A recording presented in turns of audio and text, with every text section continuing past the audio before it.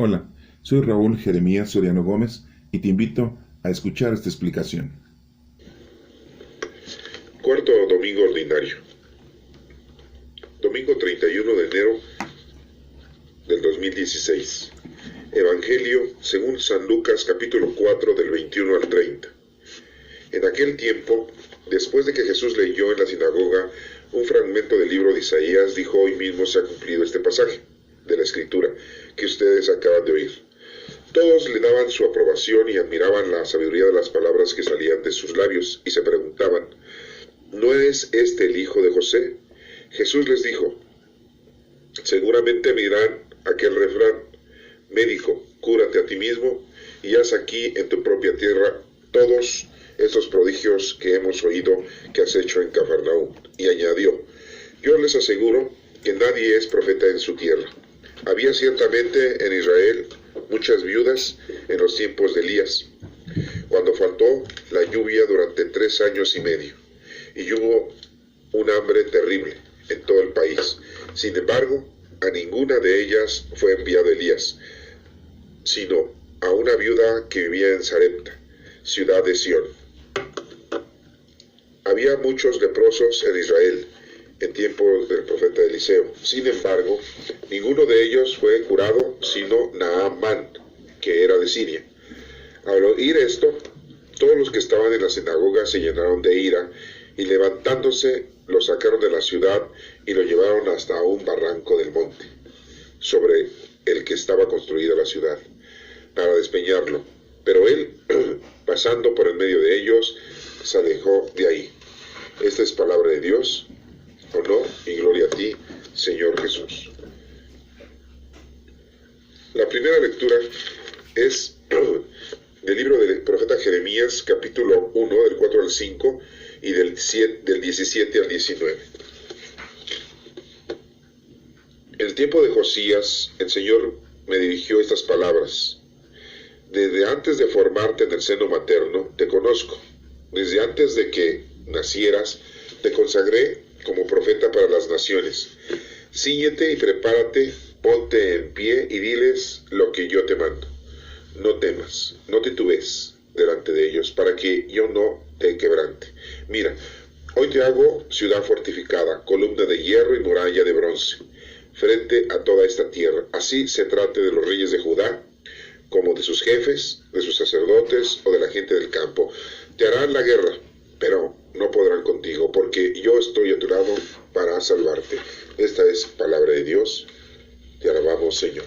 La segunda lectura es del libro de la carta de San Pablo, la primera a los Corintios, capítulo 12, del 31 hasta el capítulo 13, versículo 13. Hermanos, aspiren a los dones de Dios más excelentes. Voy a mostrarles el camino mejor de todos. Aunque yo hablara las lenguas de los hombres y de los ángeles, si no tengo amor, no soy más que una campana que resuena o unos platillos que aturden. Aunque yo tuviera el don de profecía y penetrara todos los misterios, aunque yo tuviera el grado sublime, el don de la ciencia, y mi fe fuera tan grande como para cambiar de sitio las montañas, si no tengo amor, nada soy. Aunque yo repartiera en limosna todos mis bienes y aunque me dejara quemar vivo, si no tengo amor, de nada sirve. El amor es comprensivo, el amor es servicial y no tiene envidia. El amor no es presumido ni se envanece, no es grosero ni egoísta, no se irrita ni se guarda rencor, no se alegra con la injusticia, sino que goza con la verdad. El amor disculpa sin límites, confía sin límites, espera sin límites, soporta sin límites. El amor dura por siempre. En cambio, el don de profecía se acabará, el don de lenguas desaparecerá y el don de ciencia dejará de existir, porque nuestros dones de ciencia y de profecía son imperfectos. Pero cuando llegue la consumación, todo lo imperfecto desaparecerá. Cuando yo era niño, hablaba como niño, sentía como niño y pensaba como niño, pero cuando llegué a ser hombre, hice a un lado las cosas de niño. Ahora vemos como un espejo y oscuramente, pero después será cara a cara. Ahora solo conozco de una manera imperfecta, pero entonces conoceré a Dios como Él me conoce a mí. Ahora tenemos estas tres virtudes: la fe, la esperanza y el amor. Pero el amor es la mayor de las tres. Esta es palabra de Dios. Te alabamos, Señor. Este próximo domingo tenemos como evangelio un evangelio en el cual nos está presentando una información muy precisa que corresponde a que nuestro Señor Jesucristo fue enviado no solamente a los judíos, sino a todo el mundo. Y para los judíos, pues esto fue una blasfemia. Para los judíos no es aceptado esto, ya que siendo Jesucristo judío y hablando y predicando que la palabra de Dios es para todos, ellos lo toman de una manera muy agresiva y no lo aceptan. Vemos cómo en esta lectura nos menciona plenamente que Jesucristo hace referencia a que la palabra de Dios, a que nuestro Señor Jesucristo viene a todas las naciones, no solamente al pueblo judío. El pueblo escogido de nuestro Señor, nuestro Padre Dios, termina su consentimiento, si lo pudiéramos decir así, o de ser un pueblo consentido en el momento que nuestro Señor Jesucristo llega al mundo. Ahí se acaba esa línea que se había tenido durante 3000 años con respecto al pueblo judío. Nuestro Padre Dios derrama su poder con el Espíritu Santo, derrama su amor, su bendición, derrama su sabiduría, su interpretación a su Santísima Trinidad hacia todas las naciones. Ya no es solamente el pueblo judío, ahora es todo ser vivo, todo ser humano, todo el habitante de este planeta. Y esto pasa desde el momento en que nace nuestro Señor Jesucristo, y empieza a llevarse a cabo desde el momento en que nuestro Señor Jesucristo empieza a predicar, a llenarnos de su doctrina, de sus explicaciones, para que entendamos correctamente la palabra de Dios. Muchos explican la palabra de Dios, muchos leen la palabra de Dios, muchos interpretan la palabra de Dios, los presbíteros, sacerdotes, los pastores, los guías espirituales, los teólogos, los estudiosos, en aquel tiempo pues fariseos y escribas, en este tiempo muchos licenciados en teología. Muchos han leído, han entendido, han estudiado y han interpretado, han investigado y han llegado a resolutivos. Las Sagradas Escrituras tenemos en el Nuevo Testamento 27 libros. 5 libros son históricos, que están hablando de los evangelios y los hechos de los apóstoles. Es el Evangelio de Mateo, de Marcos, de Lucas y de Juan. Y el libro de los hechos de los apóstoles, escrito por uno de los evangelistas, que es Lucas. Entonces tenemos esos 5 libros históricos. Tenemos un libro profético, que es el Apocalipsis, o el llamado Revelación. Y tenemos 21 cartas, escritas por Pablo, por Pedro, por Juan, por Santiago, y alguna otra, como la carta a los Hebreos, que se desconoce el autor. Estos 27 libros, que mucha gente ya los ha leído, los ha estudiado, los ha escudriñado, pues se nos hacen muy poca información con respecto a una historia cronológica de nuestro Señor Jesucristo y a una historia de salvación que nos dejó nuestro Señor Jesucristo. Se nos queda muy corta. Algunos estudiosos nos mencionan que Marcos, el Evangelio, pues fue cercenado y no nos lo dejaron escrito plenamente, que hay muchas partes que no están en el verdadero Evangelio que tenemos ahora, porque el verdadero, lo auténtico, pues contiene más capítulos, contiene más pasajes bíblicos, siendo que Marcos no fue discípulo de nuestro Jesucristo, pero al haberlo escrito, nos dejó más información y en la actualidad no nos dejaron esa información. Por ahí debe de estar esa información, esos pasajes bíblicos que le quitaron a ese Evangelio de Marcos. Y dirán ustedes, ¿por qué se lo quitaron? Porque no eran idóneos, según los estudiosos y pensadores teólogos de aquel entonces, del año 300, que pensaron que esos pasajes habían sido añadidos o que no contenían una profundidad plena para que el adoctrinado, el pueblo, lo pudiera entender, siendo que definitivamente las Sagradas Escrituras pues no se podían leer. Estaba prohibidísimo que alguien leyera las Sagradas Escrituras y los Evangelios pues, también. Hace muy poco aquí en México, y digo muy poco porque no tiene ni 100 años, todavía se escuchaba en la misa en latín, no se escuchaba ni en nuestro idioma en español. Los sacerdotes daban misa dándole la espalda al pueblo. Hace muy pocos años que eso cambió y ya los sacerdotes están de frente al pueblo, dándole cara, o dándole la cara. Hace muy poco tiempo que las Sagradas Escrituras se empezó a leerla al pueblo, que la empezó a estudiar y entenderla. Aproximadamente tendremos, por decirlo así, menos de 100 años de que esto se permitió. Era prohibido. Los que estudiaban en el sacerdocio o en los seminarios, muchas veces ni ellos podían leer las Sagradas Escrituras. Muchos sacerdotes que se tienen en la historia no tenían el conocimiento pleno de las Sagradas Escrituras. Y no estoy hablando del Antiguo Testamento, sino solamente del Nuevo Testamento, que es una parte más importante para nosotros. Porque en este Evangelio que estamos ahorita analizando, pues nos estamos dando cuenta que Jesucristo plenamente explica y dice que esta palabra, la palabra de Dios, es para todas las naciones y no solamente para el pueblo judío, siendo que él era judío. Y se enojan los demás compatriotas de nuestro Señor Jesucristo y nos dice aquí la lectura que tratan de llevarlo fuera y aventarlo a una barranca después de haberle escuchado su prédica en contra de sus principios y costumbres que tenían los judíos.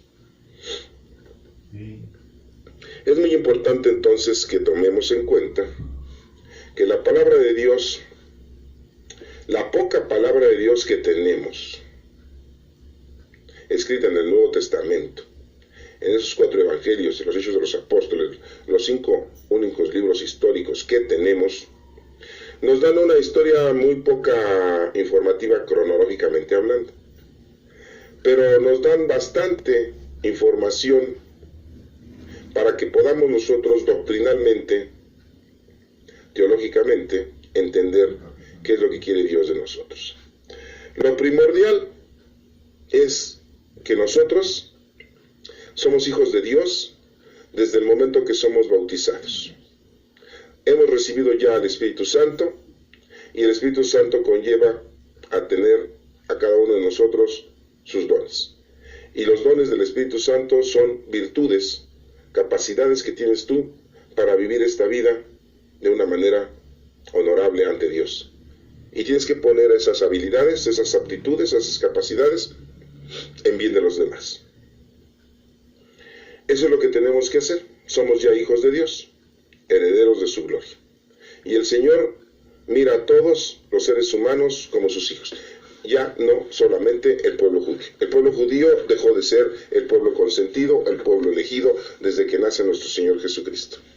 Y se reitera desde el momento que nuestro Señor Jesucristo empieza a doctrinar con la especificación exacta, el concepto exacto que contiene el mensaje de la palabra de Dios. Todos los hombres y mujeres pasan a formar parte de ese gran pueblo que Dios lo tiene como sus hijos. Este es mi Hijo amado, al que tengo todas mis complacencias, lo dijo en uno de sus dichos que el Señor, nuestro Padre Dios, y está escrito en la Sagrada Escritura, cuando nuestro Señor Jesucristo fue bautizado. Esto es muy importante que lo tengan ustedes porque es parte de nuestra vida. Conocer, amar y servir a Dios. Y se nos menciona aquí en una de las lecturas las virtudes teologales. Teologal quiere decir estudio de Dios. Teólogo es estudio de Dios. Teo, Dios, logo, estudio o tratado. Estudio de Dios. Teólogo, eso significa teólogo. Teologal es parte del estudio de Dios.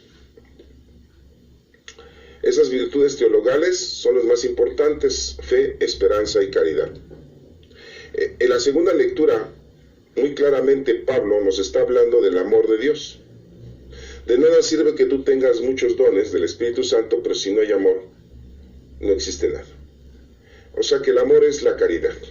El amor no es el amor sexual, el amor no es el amor de padres a hijos, el amor no es el amor de entre hermanos, el amor no es el amor filial y un sentimiento de emoción que te da por un ser querido.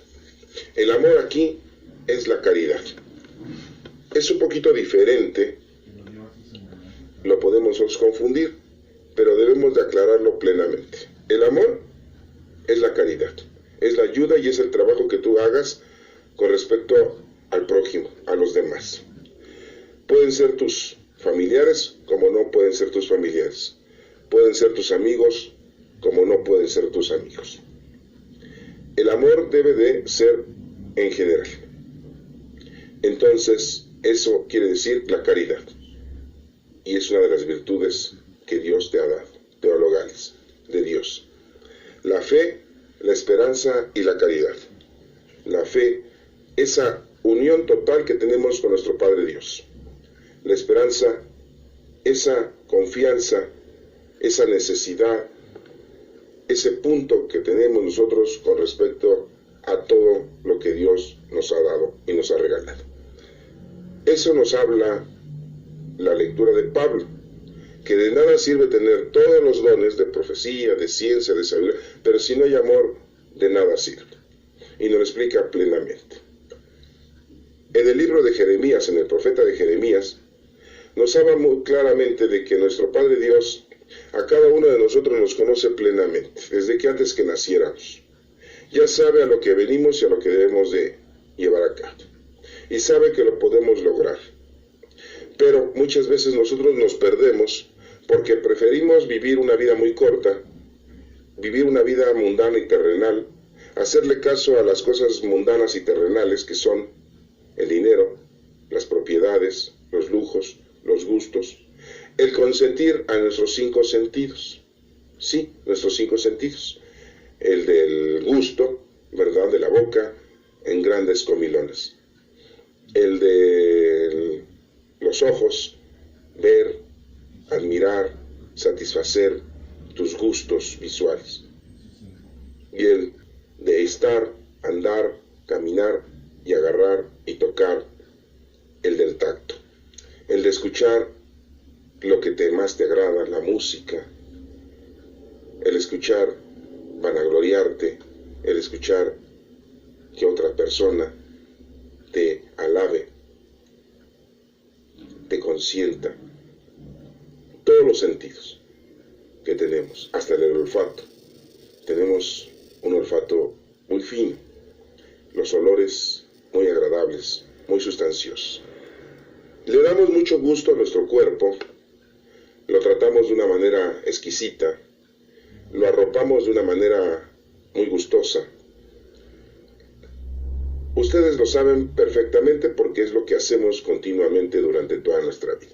Y nos perdemos en ese tipo de actitudes corporales y mundanas. Perdemos esta vida tan corta, la hacemos más todavía corta en estar en las cosas mundanas y terrenales, que no sirven de nada. El Señor aquí en el Evangelio, muy claramente Jesucristo, después de llevar a cabo la presencia de la palabra de Dios, que es lo que tenemos que hacer también nosotros, leer, estudiar y hablar de la palabra de Dios, como lo hizo nuestro Señor Jesucristo en el templo, en la sinagoga, después de haber escuchado la demás gente la lectura del libro de Isaías, Muchos se preguntaban de qué tan inteligente había salido el hijo de José, el carpintero. Y aquí nos menciona que les hace un refrán diciendo que médico, cúrate a ti mismo y haz aquí en tu propia tierra todos esos prodigios que hemos oído que has hecho en Cafarnaúm. Porque ya nuestro Señor Jesucristo había ido a Cafarnaúm y había hecho milagros, había curado y había hecho el milagro de convertir el agua en vino en esas bodas que hace poco la escuchamos en la lectura. Y nos menciona aquí que nadie es profeta en su tierra, no es aceptado. Nos menciona también que Israel tuvo muchas viudas en la época del profeta Elías y faltó la lluvia durante 3 años y medio. Un número muy cabalístico, un número muy importante. Y nos menciona aquí que hubo también hambre, pues, si no llovía, pues no había agricultura, no había siembra, sí, y había falta de comida, de fruta y verdura. Y esto pasaba en todo el país. Sin embargo, en ninguna de ellas Elías el profeta visitó a esas viudas, que posiblemente pues eran judías. Y nos menciona que la que visitó fue una viuda que no era judía, que vivía en Sarepta. Y también nos menciona que había muchos leprosos en Israel, o sea, judíos. La lepra es una enfermedad, es una infección de la piel, que en la actualidad pues se puede curar. Pero en aquel entonces la medicina era muy rústica y no se tenían medicamentos como los que se tienen ahora. Y pues la lepra existía ahí en muchos hombres en Israel. También en la época de Eliseo. Y nos menciona que ninguno de ellos, ni Eliseo, tampoco fue mandado a curarlos, sino que Naamán, un hombre que tenía lepra, pero que era de Siria, era sirio. Cuando explica esto, nuestro Señor Jesucristo nos da a entender que ya se ha acabado ese consentimiento, ya se ha acabado el pueblo escogido de Dios. El pueblo escogido de Dios, los judíos, terminaron siendo los escogidos, los consentidos de Dios, en el momento que nuestro Señor Jesucristo llega al mundo, a la salvación del género humano. Dirán ustedes, ¿por qué nuestro Padre Dios los tenía como consentidos? Es una frase de decir que los tenía como consentidos. Eran sus elegidos por la razón muy obvia, muy nítida y muy razonable. Eran personalidades muy duras de entender, con sentimientos muy duros. Hasta en la actualidad, después de haber vivido lo que vivieron en la época de Hitler, ellos mismos hacen lo mismo con muchos que no son sus compatriotas. Son racistas, al igual que Hitler fue racista. Hacen la guerra igual que Hitler hizo la guerra. El pueblo elegido de nuestro Señor precisamente era el pueblo, porque era el más difícil, era el que necesitaba más. En una familia, papá y mamá le ponen más atención al hijo o a la hija que tiene más problemas, tiene situaciones más conflictivas, que necesita más ayuda, que necesita de más apoyo. Y decimos, es su elegido, es su consentido. Y en cambio el que tiene todo, al que es inteligente, al que es respetuoso, al que es educado, al que es auténtico, autónomo, independiente, pues no es el consentido ni es el elegido, es el hijo solamente. Pero le apoyan más al más necesitado. Eso pasa en las familias. Papá y mamá siempre apoyan al más necesitado en la familia. Pues aquí es una comparación al pueblo elegido de Dios, que era Israel, pues eran los más necesitados, porque tenían problemas muy violentos. Y el Señor necesitaba estar más cerca de ellos. En cambio de los demás, no había mucho problema. Con un grito bastaba. Con un ejemplo bastaba. Con un milagro bastaba. Y en este evangelio, pues, al escucharlo sus compatriotas se enojan. Y nos menciona aquí que se levantan, lo sacan de la ciudad y lo llevan a un barranco del monte sobre el que estaba construida la ciudad para lanzarlo. Pero él, pasando por el medio de ellos, se alejó de ahí. Me pregunto yo cómo pudo haberse suscitado esa situación. Se lo agarraron de los brazos, a lo mejor lo amarraron de las manos, lo empezaron a llevar y se lo llevaron entre muchos. Y cuando llegaron en el barranco y lo desataron para aventarlo, no se lo iban a aventar todo amarrado, alguna fuerza sobrenatural hizo que los hombres que lo llevaban amarrado, atado o sujetado lo soltaran. Y él dice que pasa por el medio de ellos, dándoles a entender que Cristo no lo iban a asesinar, no lo iban a matar, tenía que cumplir con su misión. Por lo tanto, a nosotros nos hace entender que no nos vamos a ir de aquí hasta que cumplamos nuestra misión, hasta que hagamos lo que nos corresponde. Si tú crees que ya lo hiciste y sigues vivo, estás en un error. Si sientes que ya te vas a morir y no has hecho nada, estás en un error. Aquí el único que te dice cuándo te vas a ir es Dios. Así te cuides plenamente de salud, así seas una persona muy saludable, comas bien, duermas bien, no tengas vicios, te cuides, seas una persona sencilla. El día que el Señor dice que te tienes que ir, te tienes que ir. Recuerda que tenemos que hacer nuestro trabajo, tenemos que hacer nuestras cosas, y es cuanto ya. Lo debes de hacer ya, no debes de esperarte.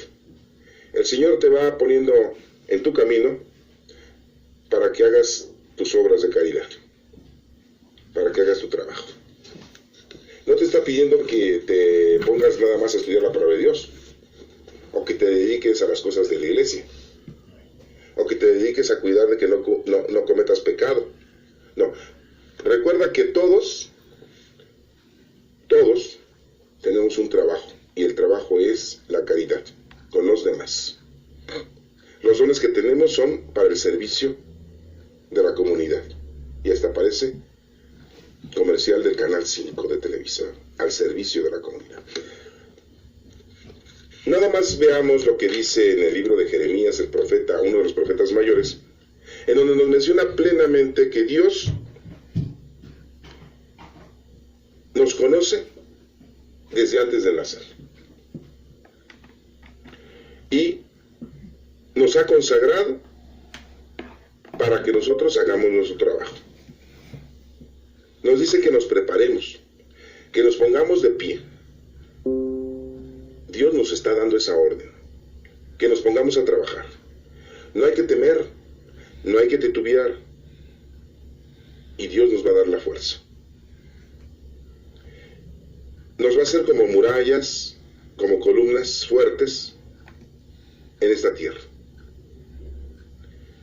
A lo mejor tenemos que hablar delante de gente muy importante, de reyes, de políticos, de gobernantes, de jefes, de sacerdotes.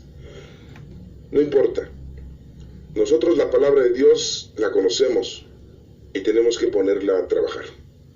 Si alguno de estos seres humanos poderosos en este mundo está equivocado, tenemos que ayudarle a que se corrija. O tenemos que denunciarle. Tenemos que hablar. No nos debemos de quedar callados. Debemos de hacer las cosas conforme lo Dios lo está pidiendo. Y hagamos a un lado el temor, el miedo de decir, me van a hacer algo, van a hablar mal de mí, a lo mejor se enojan, a lo mejor hasta pierdo la amistad con esa gente. A lo mejor mi familiar ya no me vuelve a hablar. Mi ser querido, por decirle la verdad, me va a empezar a odiar. Recuerden que primero es amar a Dios sobre todas las cosas y después a tu prójimo como a ti mismo. Entonces, no antepongamos las cosas mundanas y materiales, sino que seamos firmes en las cosas de Dios. Primero es amar a Dios. Entonces, no titubeemos, no tengamos miedo y hagamos las cosas conforme a lo que Dios nos está pidiendo. Aquí en esta lectura del profeta Jeremías, muy claramente nos menciona que Dios nos conoce, nos ha mandado a que hagamos nuestra tarea. Desde que antes que naciéramos, ya Dios nos tiene preparado nuestro trabajo. Por eso estamos aquí. Si crees que estás aquí porque tuviste la suerte de llegar, o le das las gracias a tu papá y tu mamá, seres humanos terrenales, de que porque te dieron la vida, estás equivocado. Estás aquí porque el Señor está esperando que cumplas con tu tarea. Dios tiene confianza en ti, te procura y sabe que lo puedes hacer. Entonces hagamos nuestro trabajo, cumplamos, porque el Señor ha confiado en nosotros de que lo vamos a hacer. No nos quedemos con los brazos cruzados, ni tampoco nos pasemos la vida solamente en las cosas mundanas, que es lo que la mayoría de la gente hace. Y no solamente nosotros, sino hasta los presbíteros, hasta los sacerdotes y los guías hacen lo mismo. Se pierden en las cosas mundanas. Les gana lo terrenal. Es increíble, pero es la verdad. Entonces, pues nosotros hagamos lo que nos corresponde. En la carta de Pablo habla del amor. Y dense cuenta ustedes cómo dice el apóstol Pablo, que le dice el apóstol porque ya es un enviado, que les dice a los de Corinto que aspiren a los dones de Dios más excelentes. No solamente el hecho de tener dones ya es suficiente y que tú te sientas agraciado porque tienes el don de lenguas, pero si no hay amor, ¿de qué te sirve tener el don de lenguas? Nos dice aquí, ¿sí? Aunque yo hablara las lenguas de los hombres y de los ángeles, si no tengo amor, no soy más que una campana que resuena o unos platillos que aturden. De nada sirve. De nada sirve que tú ahora aprendas la palabra de Dios y si no la pones en práctica, pues de nada sirve. Si conoces a Dios y sabes que el Señor te está pidiendo que lo que debes de hacer es ayudar a los demás, pues es lo que tenemos que hacer.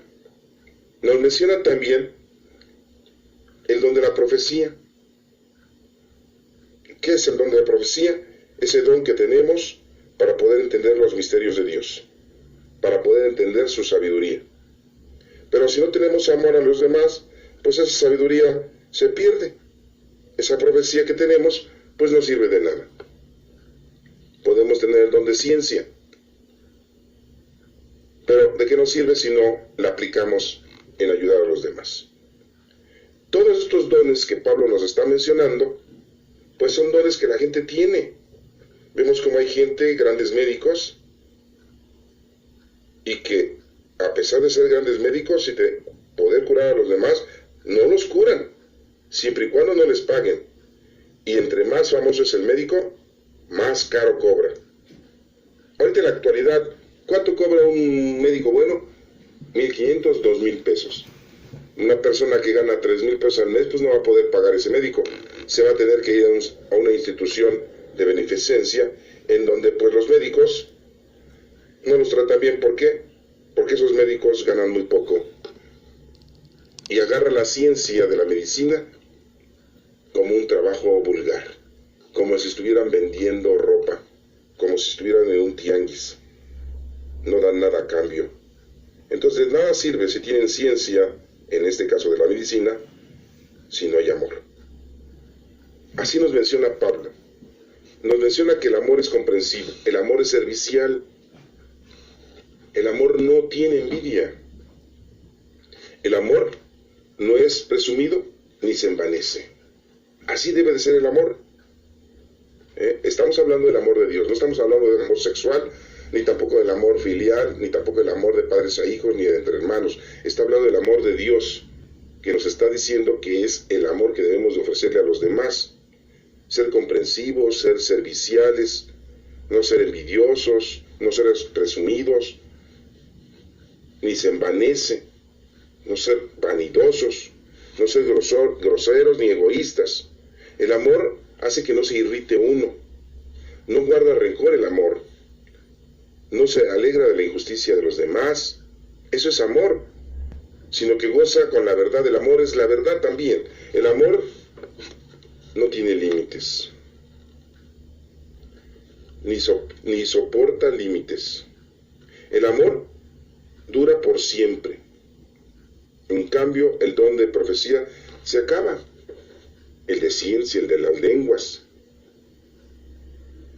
Todos los dones son imperfectos, pero el don del amor es algo primordial. El amor es Dios. El amor es el fruto del Padre y el Hijo, el Espíritu Santo. Ese es el amor. Y nos menciona aquí Pablo que cuando era niño hablaba como niño, sentía como niño, vivía como niño y todo, pero cuando crece pues ya deja de ser niño. Ahora vemos como en un espejo y oscuramente, pero después será cara a cara.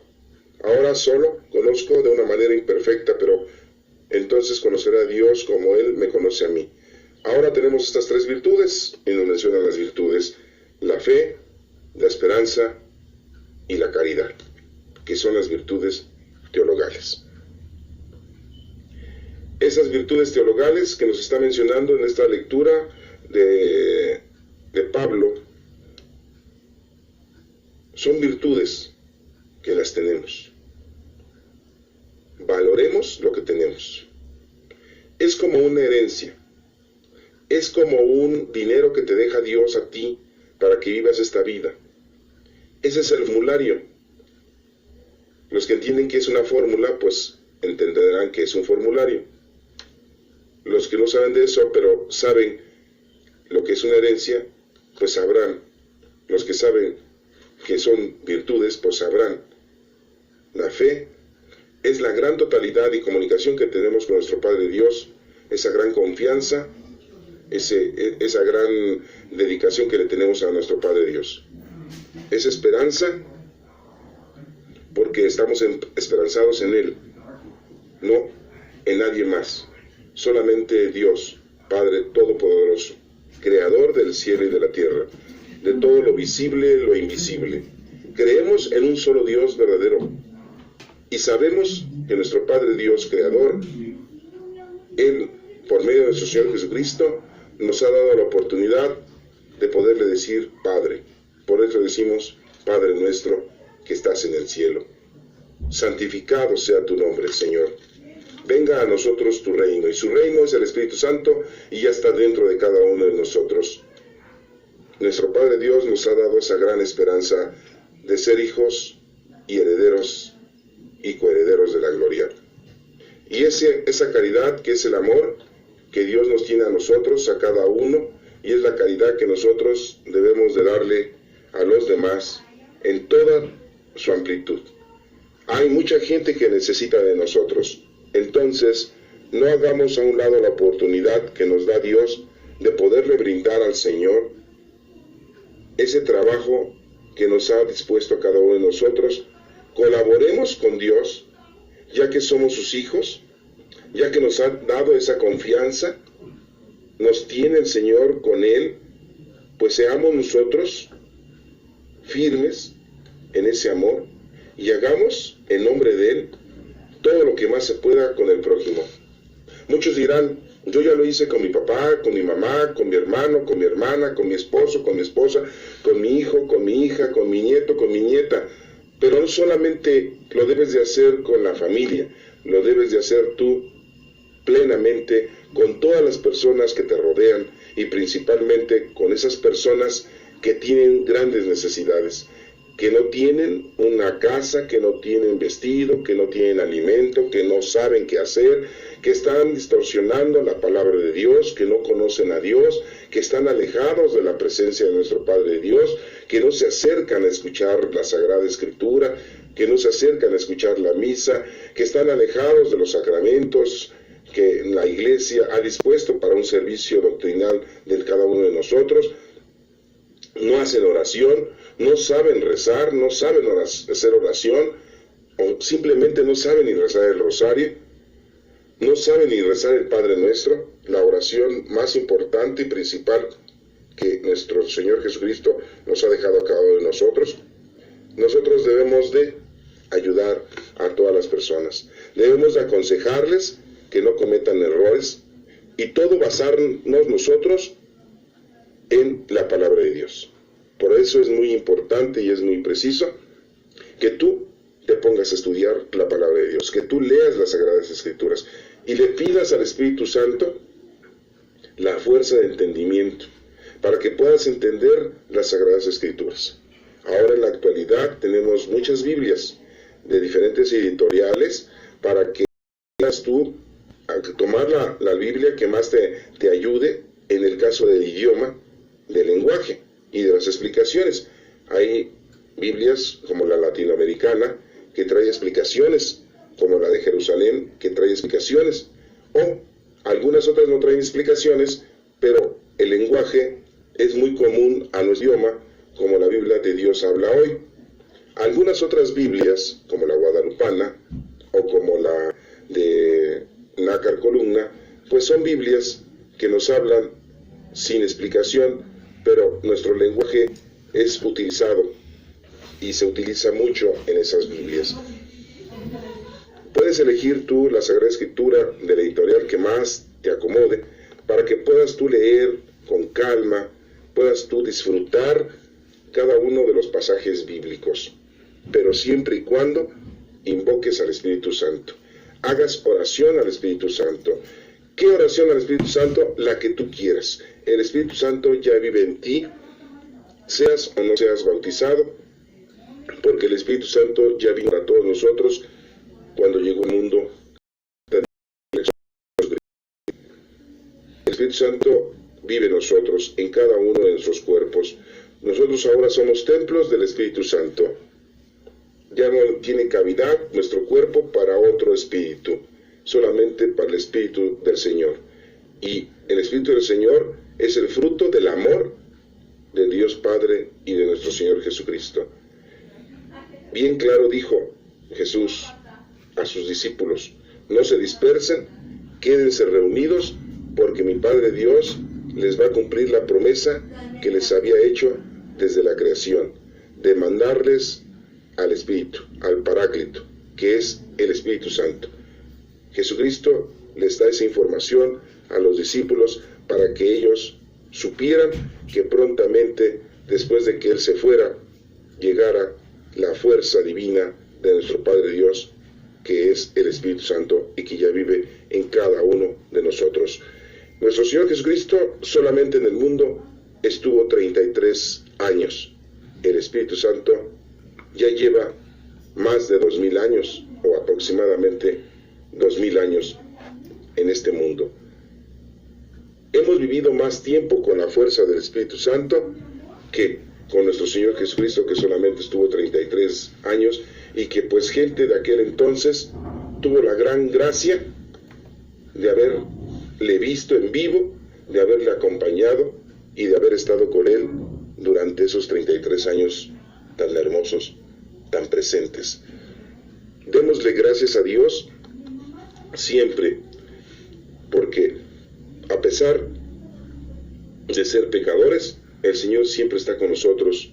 Recuerda que decimos hasta en la misa: no tomes en cuenta nuestros pecados, sino la fe de tu iglesia. Y conforme a tu palabra, tú que vives y reinas por los siglos de los siglos, así le decimos a nuestro Señor. Entonces le pedimos que no tome en cuenta nuestros pecados, sino la fe.